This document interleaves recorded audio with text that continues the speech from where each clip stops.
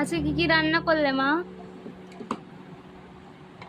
আজকে করেছি ডাল আর হচ্ছিল তোমার কাঁঠাল বিচি ভাজা। তুমি খেতে চেয়েছিলে তার জন্য। আর আমি আমার জন্য যেরকম খাই আমি রেগুলার সব রকম সবজি দিয়ে, কাঁঠাল বীজ দিয়ে, ডিম দিয়ে, পনির দিয়ে, যেটা আমি খাই সবজি, হালকা তোমার ঘিতে ভেজে ঢেকে ঢেকে, সেটা সবজিটা তুমি খেয়ে দেখো এখন কেমন হয়েছে।